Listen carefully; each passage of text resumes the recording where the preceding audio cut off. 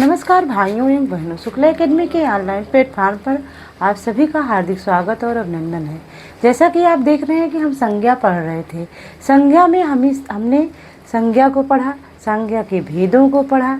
अब संज्ञा के भेदों के बाद हम कुछ संज्ञा के विशेष तथ्य को जानेंगे कि जब हम जातिवाचक संज्ञा से व्यक्तिवाचक संज्ञा को बनाते हैं, जब हम व्यक्तिवाचक से जातिवाचक में जाते हैं, जब हम भाववाचक से जातिवाचक संज्ञा को बनाते हैं, तो ये सारा कुछ थोड़ा सा हम विशेष तथ्य के रूप में देखेंगे।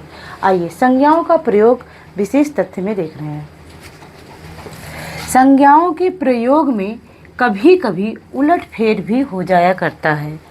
ठीक है, कहने का मतलब कभी कभी जातिवाचक संज्ञा से व्यक्तिवाचक का बोध होने लगता है और व्यक्तिवाचक से जातिवाचक का बोध होने लगता है और भाववाचक से जातिवाचक का बोध। कैसे, वही चीज़ हम देखेंगे। जातिवाचक संज्ञा से व्यक्तिवाचक संज्ञा, जैसे कभी कभी सामान्य शब्द विशिष्ट अर्थ देने लगता है, तब उसे जातिवाचक संज्ञा का व्यक्तिवाचक में रूपांतरण मानते हैं। कहने का तात्पर्य, जब सामान्य शब्द, कैसा शब्द, जब सामान्य शब्द विशिष्ट अर्थ देने लगता है, जब सामान्य शब्द विशिष्ट अर्थ देने लगता है तब क्या हो जाएगा, तब जातिवाचक संज्ञा का व्यक्तिवाचक में रूपांतरण मानते हैं। जैसे हमने कहा कि पुरी से जगन्नाथपुरी, पुरी से जगन्नाथपुरी, पुरी क्या है, एक सामान्य शब्द है, लेकिन जब वहीं पर जगन्नाथपुरी का नाम लिया जाता है तो वो विशिष्ट अर्थ देने लगता है। ठीक है, जैसे हमने कहा देवी से दुर्गा, देवी क्या है, एक सामान्य अर्थ है, लेकिन जब हम दुर्गा का प्रयोग करते हैं तो यहाँ पर हम विशिष्ट अर्थ दे रहा है। दुर्गा का मतलब माँ दुर्गा से है।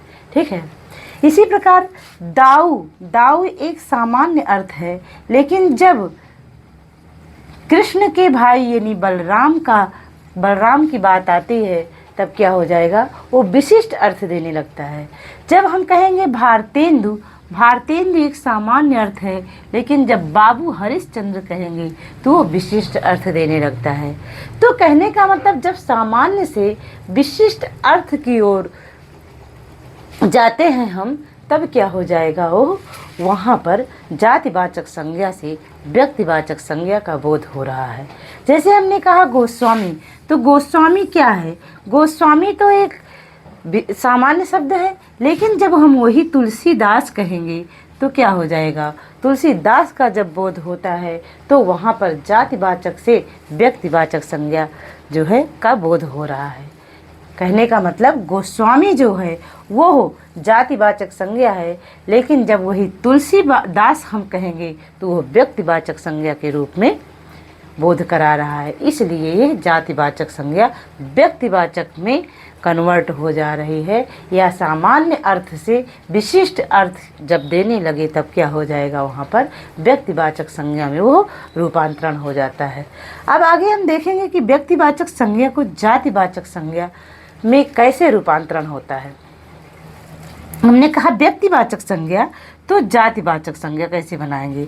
जब व्यक्तिवाचक संज्ञा अपने रूप गुण के कारण, यानी रूप के कारण, अपने गुण के कारण अन्य अर्थ में प्रयुक्त होने लगे, तब उसे जातिवाचक संज्ञा कहते हैं। कहने का तात्पर्य, जब व्यक्तिवाचक संज्ञा रूप गुण के कारण अन्य अर्थ, कैसा अर्थ, कोई अन्य अर्थ यानी दूसरा अर्थ जब प्रयुक्त होने लगे तब उसे क्या कहेंगे, जातिवाचक संज्ञा कहते हैं। जैसे हमने कहा गांधी जी आज के कृष्ण हैं,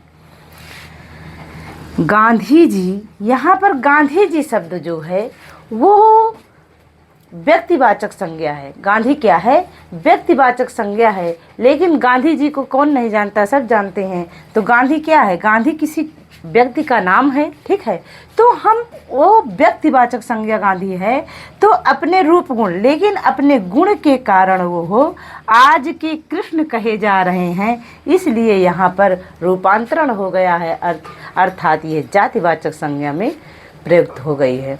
इसी प्रकार जब हम कहेंगे दारा सिंह, तो दारा सिंह जब हम कहेंगे तो दारा सिंह जो है किसी व्यक्ति का नाम है, अर्थात व्यक्तिवाचक संज्ञा होगी। लेकिन जब वही हम कहेंगे आज के हनुमान हैं तो हनुमान क्या हो जाएगा, वो यहाँ पर जो है जातिवाचक संज्ञा हो जाएगी।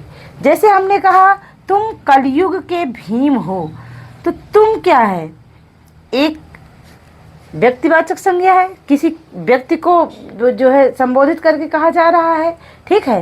लेकिन कलयुग के भीम जब कहा जा रहा है तो क्या हो जा रहा है, यहाँ पर एक अपने गुण के कारण जो है, मतलब कि तुम कलयुग के भीम हो, ठीक है।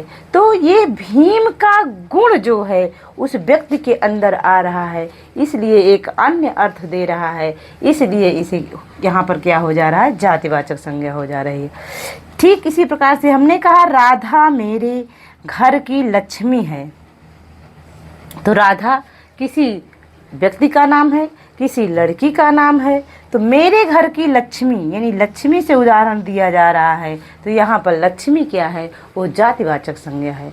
अब भाववाचक संज्ञा से जातिवाचक संज्ञा का बोध कैसे हो रहा है, देखिए कभी कभी भाववाचक संज्ञा का प्रयोग जातिवाचक संज्ञा में होता है। जैसे ये सब कैसे अच्छे पहरावे हैं, पहरावे का अर्थ होता है वस्त्र से, ठीक है, वस्त्र से यहाँ पर हो रहा है, पहरावे का अर्थ वस्त्र से हो रहा है। तो जो भाववाचक संज्ञा का प्रयोग जो है जातिवाचक संज्ञा में हो रहा है, तो ये सब अच्छे पहरावे हैं। तो पहरावे शब्द जो है, वैसे तो आपके वस्त्र अच्छे लग रहे हैं जब हम कहेंगे तो वो भाववाचक संज्ञा हो जाएगी। लेकिन जब वही ये सब कैसे अच्छे पहरावे हैं कह रहे हैं, तो वो जातिवाचक संज्ञा हो जाएगी, ठीक है।